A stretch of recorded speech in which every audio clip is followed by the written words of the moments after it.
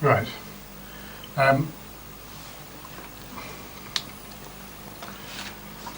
So now, so what we were talking about before, in terms of the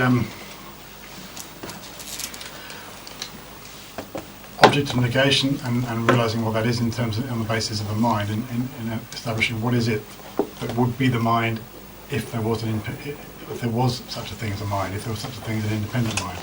And again, as I said before, the useful thing, or the way it works with meditating on the emptiness of the mind, is that in many ways it's actually easier than meditating on the emptiness of anything else, because you're looking right at it.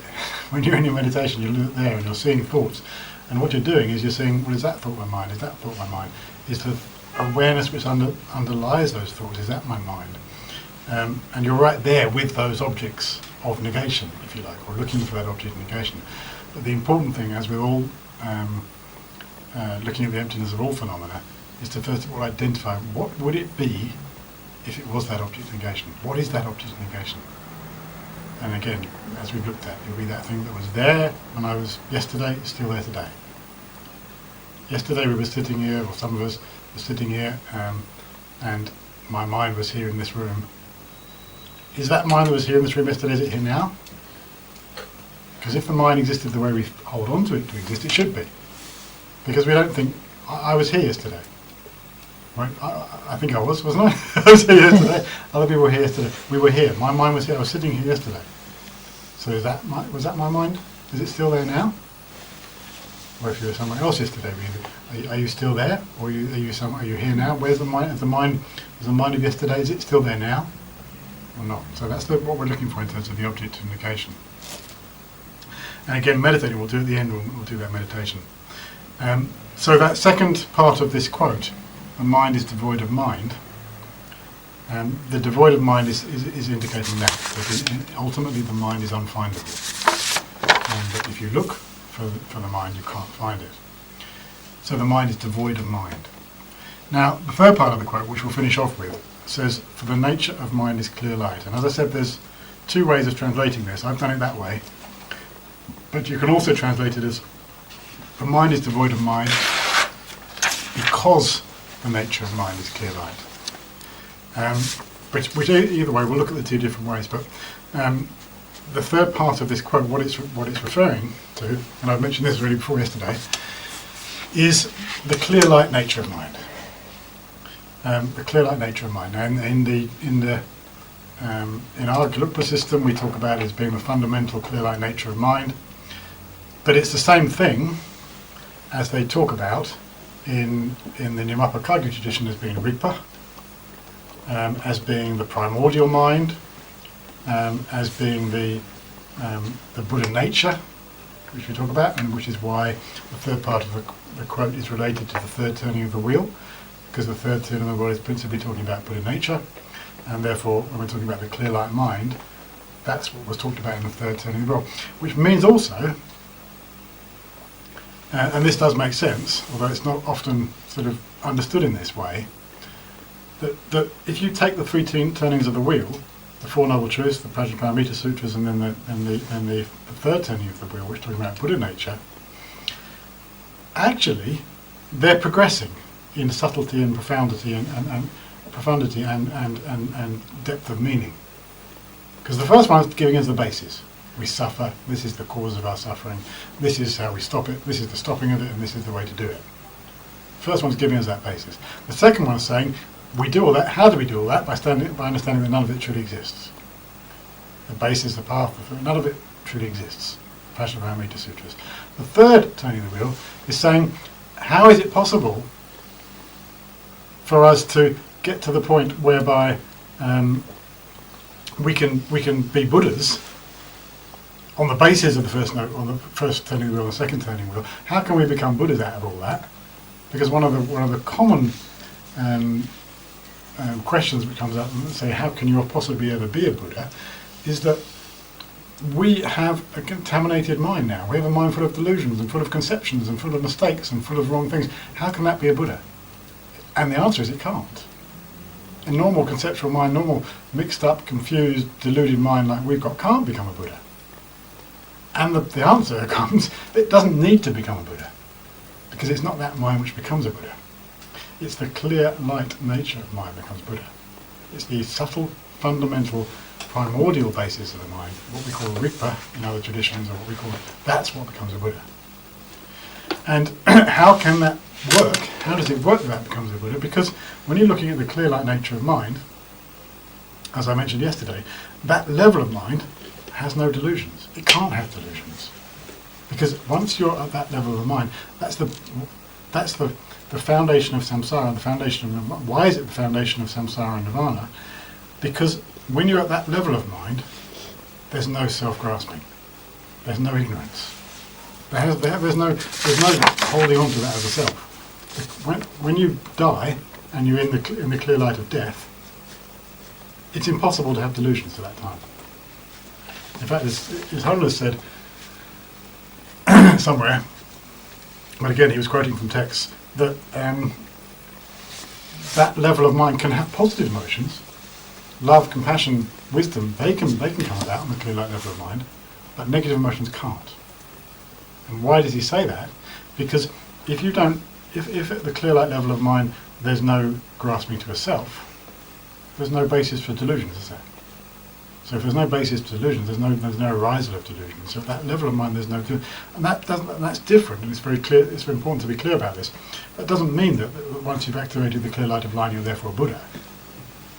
Just because there's no grasping in the clear light, it doesn't mean that you've removed. There's a difference between not having self-grasping and removing self-grasping. Yes. At the clear light level of mind, you don't have any self-grasping, but you haven't got rid of it. It just doesn't exist at that level. And then what happens is, from that clear light nature of mind, then as you wake up, if you're asleep, or if you're reborn, if you're dead, or the end of an orgasm, or the end of sneezing, or whatever it is, or those instances where the clear light mind comes apparent, or is possible to be seen, out of that, then again self-grasping arises, subject-object arises, samsara is created. But out of that clear light line, if you've abandoned self-grasping, then nirvana is created. So why is it the basis of samsara and nirvana? Because it's the basis of samsara if you're an ordinary being, because out of its self-grasping, as it becomes more gross, self-grasping it comes in, and then inappropriate attention, dividing the world into good, bad and neutral, attachment, anger, ignorance all arise from that, and samsara is created. Subject-object duality is created, and then phenomena are all created. So samsara comes out of the clear light mind. But so does nirvana. Because if you've abandoned self-grasping, then when the clear light mind manifests as it does, which would be in the form of a rupakaya, in the form of an emanation body and so forth, then that's a clear light mind activating into, manifesting, but not in a deluded way, because there's no self-grasping. The self-grasping has been abandoned. So when we say that the third turning of the wheel is therefore the most profound and the most important, and that they progress in terms of meaning, and I'm sure you've all heard this, that they say that to be a Buddha, at some point you've got to practice, in our system anyway, you've got to practice Tantra. You can't be a Buddha if you don't practice Tantra. Why can't you be a Buddha if you don't practice Tantra? Not because you have to manifest as Yamataka, or any other Wrathful, or any other different type of deity, not because that's the only way you can be a Buddha, but because the only way you can be Buddha is to have the correct cause of being a Buddha. And a deluded mind can never be the cause of being a Buddha, because a deluded mind is a cause different from the effect. It can't be a Buddha. The only thing which can be a Buddha is the clear light nature of mind. So if you're asking what's the cause, what actually, why do you have to practice Tantra? Because you have to bring up the clear light mind. If you don't bring up the clear light mind, the immediate substantial cause of Buddhahood is not there. So in our system, we say you've got to practice Tantra. Why have you got to practice Tantra? Because you've got to, at some point along the path, and it might be the very end of the path, but at some point along the path, you have to practice Tantra in order to bring the winds and energies into the central channel, bring up the most fundamental level of mind, the clear light level of mind, and therefore become a Buddha on the basis of that. And then the same thing is true, and of course, that's why, and this is not just in other traditions, Gelugpa some of us would say the same thing, that Maha, Mudra and Dzogchen and all those types of practice are the highest levels of practice. Because again, what are they doing? They're contacting the clear light mind. So, therefore, the ultimate cause of being a Buddha, or the ultimate cause of enlightenment, is only one thing, and that's the clear light mind. So, again, going back to the quote, the mind is devoid of mind. The basis is the mind. What is the mind? The mind doesn't ultimately exist.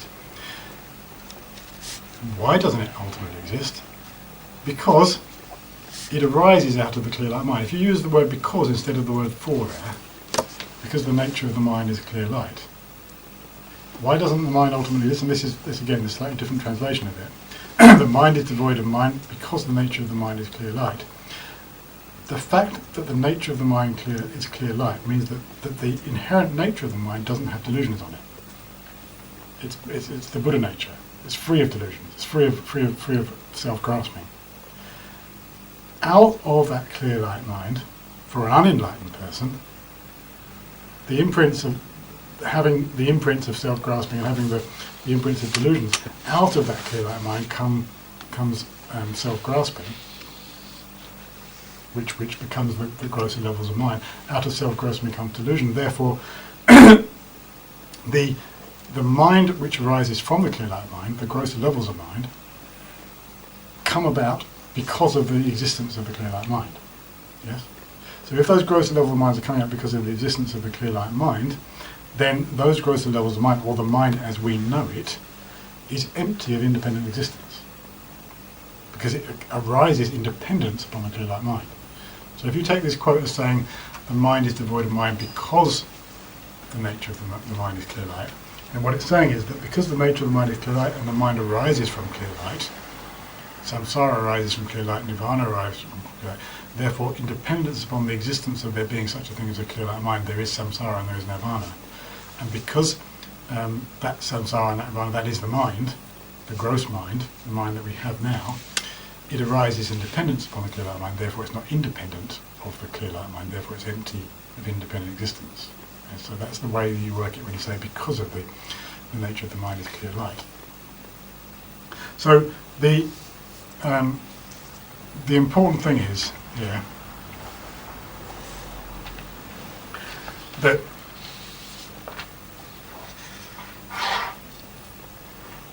when you talk about what is it within us, which is the Buddha nature, what is it within us which is continually there from the beginning of samsara and will always be there, it's only one thing. It's that fundamental level of mind, that clear light level of mind.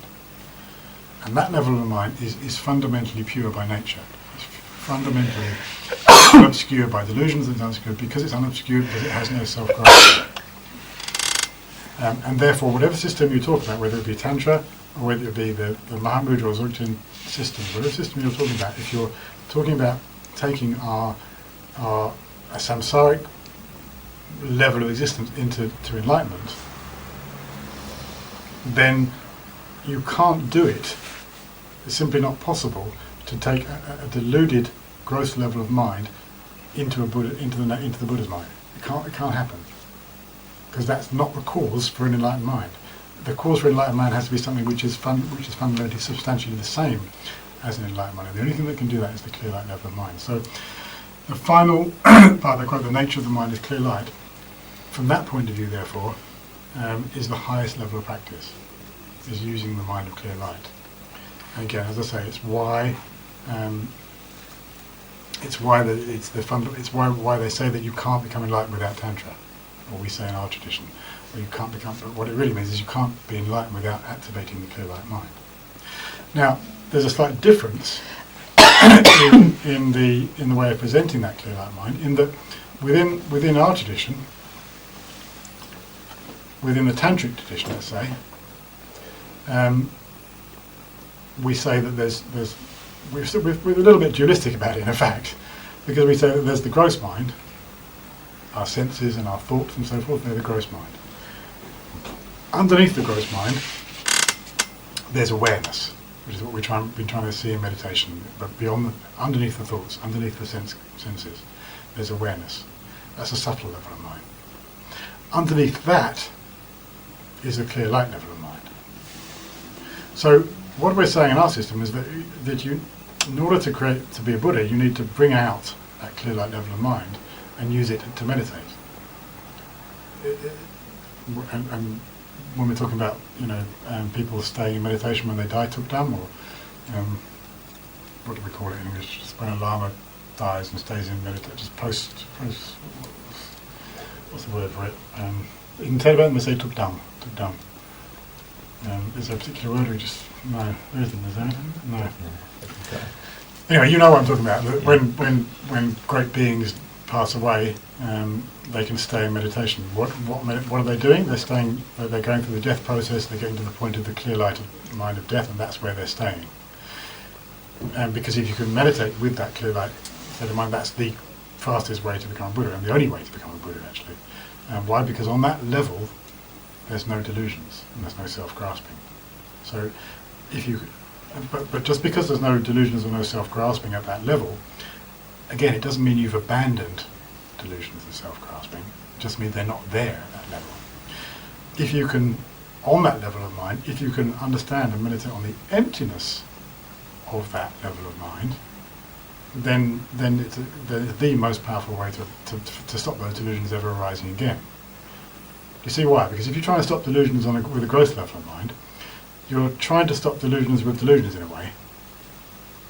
You're hopefully not, because you're trying to do it with meditating on emptiness. But the reality is that you're still working on a level of mind which is dualistic, which sees subject-object duality, which still sees a self, which still operates on that level, and it's never really going to work properly, because you're trying to abandon self-grasping with self-grasping, with a mind which is self-grasping. It's because the aggregates are contaminated. That's Well, sense. You're trying to do it with contaminated aggregates, presumably, at that point. Yes, and you're doing. Well, it's not necessarily all the aggregates. We're not talking about all the aggregates. We're just talking about the consciousness. Yeah. But you're trying to do it with a mind which is still having self-grasping and delusions in it. So it's fundamentally flawed from that point of view. But if you can meditate on emptiness with your clear light nature of mind, which doesn't have self-grasping and doesn't have delusions, then of course that's the most powerful and most quickest way to abandon those two. You can totally root them out from their source, because the source of delusions is also the clear light mind. That's the root, that's the source. However, there's a slight difference in the way that we do it from a tantric point of view and the way we do it in the Dzogchen and Mahamudra point of view, is that, and this is where it's sort of practically where it makes a difference. From the tantric point, what you're trying to do is you're trying to stop all the grosser levels of mind and just activate the clear light mind and then meditate on emptiness. In Mahamudra or Dzogchen, what you're doing is you're recognizing that all of your grosser levels of mind, and this is sort of quite, I find more inspiring actually, all of your minds, whether it be the grossest level of sense consciousness, or your mental consciousness, or the awareness that underlies those things, are pervaded by clear light mind. In other words, your clear light fundamental Buddha nature, that level of mind, is within every single consciousness you have. It's always there. You just don't notice it. So Buddha nature, Buddhahood is always there, or the fundamental cause of Buddhahood is always there, but you just don't notice. So what you're doing within those other traditions, therefore, is just not stopping the gross. You don't need to stop gross mind. You don't need to stop the subtle mind of mental consciousness, or the awareness which underlies it. You don't need to stop those things to see the clear light mind, because the clear light mind is always there. It's always there fundamentally within every consciousness. It's the nature of every consciousness to have an underlying clear light nature to it. That's the nature. That's the basic nature of all consciousness. So it does it that way. Do you see the difference? But you said that the delusions wouldn't become, enlightened mind. So you can't see the clear light mind in a delusion, can you? Well, you can. That's the thing, because that's the difference exactly. I mean, you see, normally you would say that with a grosser level of mind, it's pervaded by delusion, by self-grasping and dualistic views. And so, how can such a mind become a Buddha? It can't, because it's deluded. But what's Dzogchen and Mahamudra say, I think, and I'm not an expert on these things, so I don't quote me on them, but just from my understanding of those things, what they're saying is that yes, within a delusion, a part of that mind is deluded and self-grasping and dualistic, but underlying that is another part of the mind which is not deluded and self-grasping and dualistic, and that's the clear light mind. And that aspect of consciousness is there even within the most deluded types of minds. So therefore you don't need to stop your gross minds to activate the clear light mind, because it's already there. It's just a part of even the most deluded mind.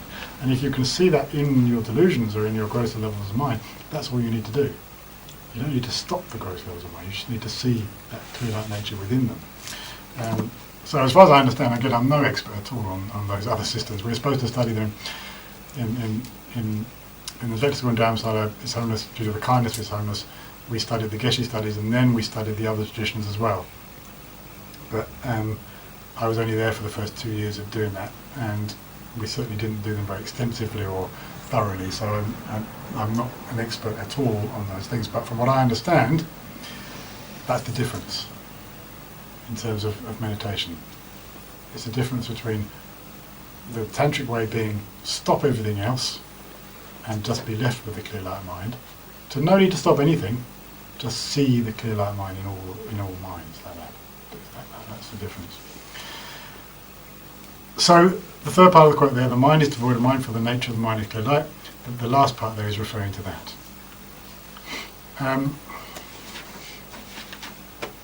What are we on time? What's time? It's a clock up there. 20 past. 20 past. All right. So we didn't get to meditate on the middle part. So let's finish with meditation on the emptiness of the mind. Now, the way that we do this is to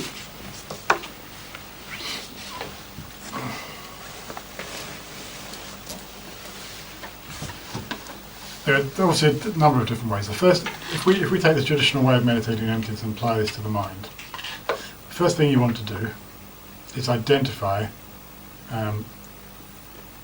what is a mind. What is my mind? It's that thing, as we went through and when we were discussing it, that thing which was there when I was a child and was there when I was growing up and was there yesterday and is still there today. Something within me, some sort of consciousness or awareness which is always there. That's the object of being again. That's what we're looking for. That's what you're looking for when you're trying to find the emptiness of the mind. That mind. Then you in this meditation, all you need to do then is just allow your thoughts, your sensations, the senses, whatever's happening, again in the same way as we did with choiceless awareness, allow all those things to happen. But just as they happen, have another part of your mind saying, is that my mind? So you've got a thought about what you have for lunch. Is that my mind? If it is, compare it with what your object of negation was. Your object of negation is something which is there, always been with you. If it's the mind, the way we think of it, you know, my mind was all those years ago was a monk. Is the mind that I had when I was a monk, is that the mind I'm looking at now? And go through everything, every thought you have, every sensation, everything you hear, everything you feel. Is that my mind? And if it was, is it that object of negation? Be clear about the object of negation. It was there when you were a child, it's there when you're growing up, still there now. That's what you're looking for.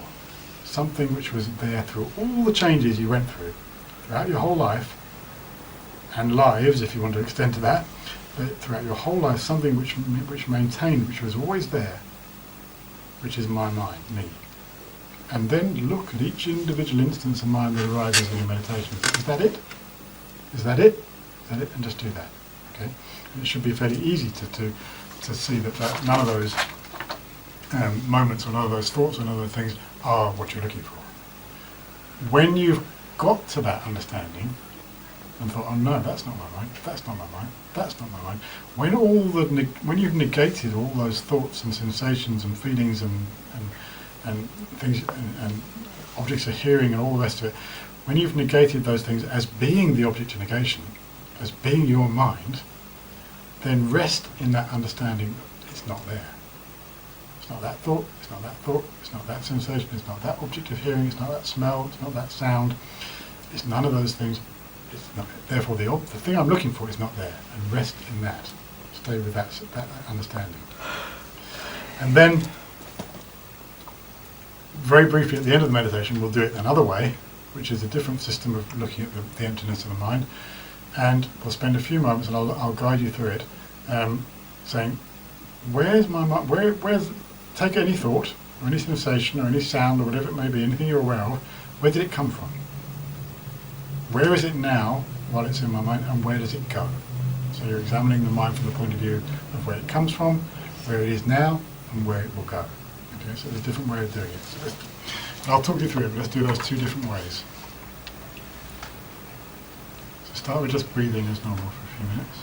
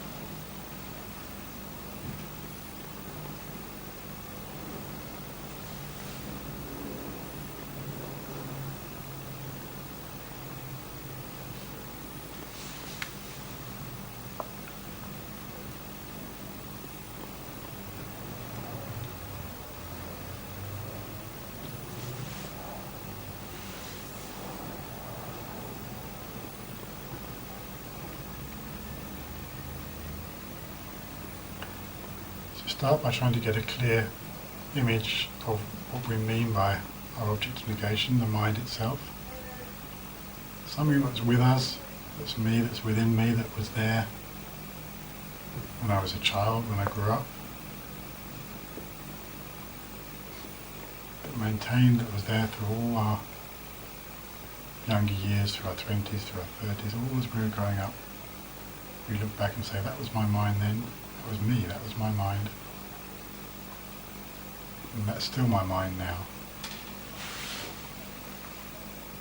Some aspect, something which would abide through all changes, remain the same through all changes.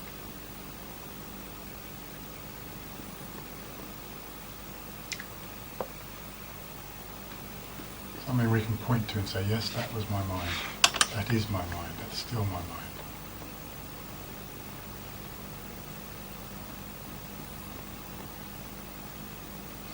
And try to keep that as your, keep aware of that as your object of negation. That's what you're looking for. That's what you're trying to identify. Something that's always been there.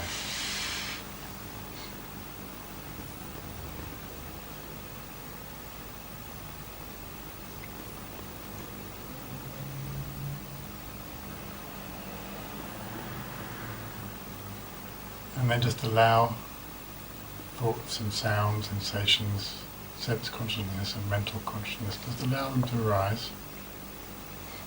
And as each one does arise, compare it with that idea. Is that mind? Is that the thing that was with me when I was a child and is still there now? With each thought that arises, each sound that you hear or sensation you feel, ask the same question. Is that my mind or not?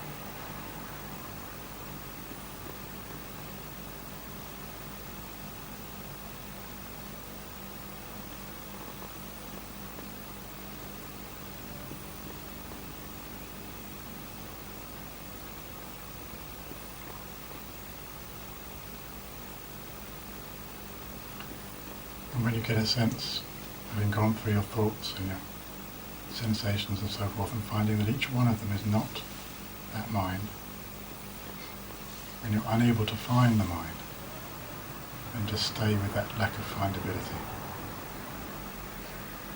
Stay with that sense of it not being there.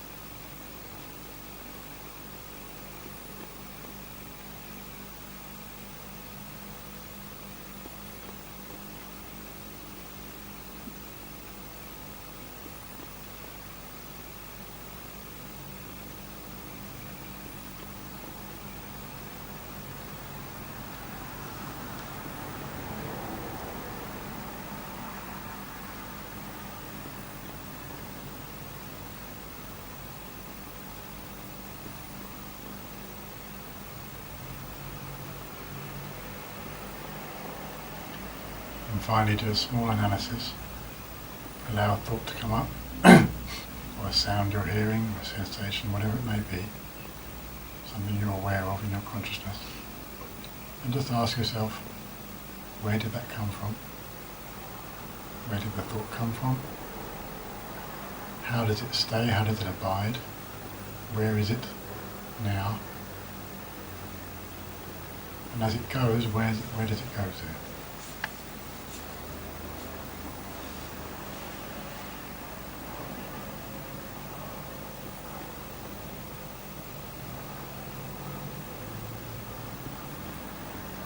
And again, when you've done that and you see that the thought doesn't seem to come from anywhere, or be anywhere, or go anywhere, just again stay with that lack, that it's non-existence. Stay with that lack of findability.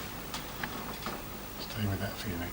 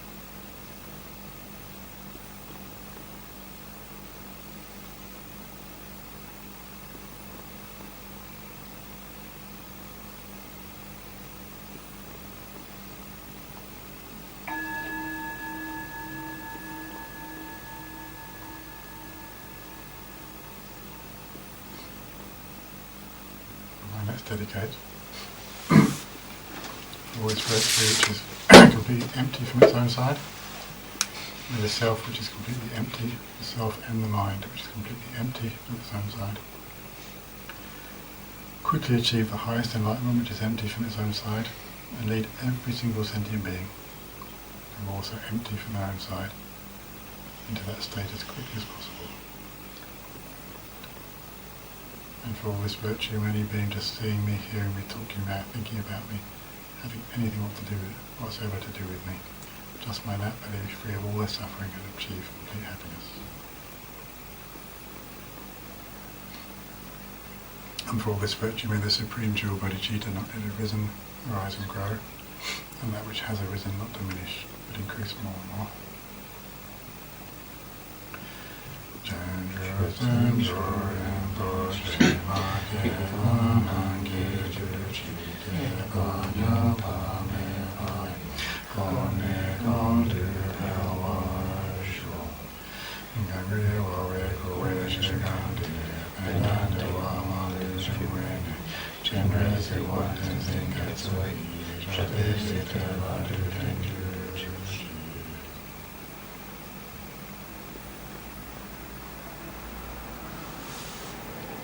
Okay, thank you very much. Keep meditating on the mind.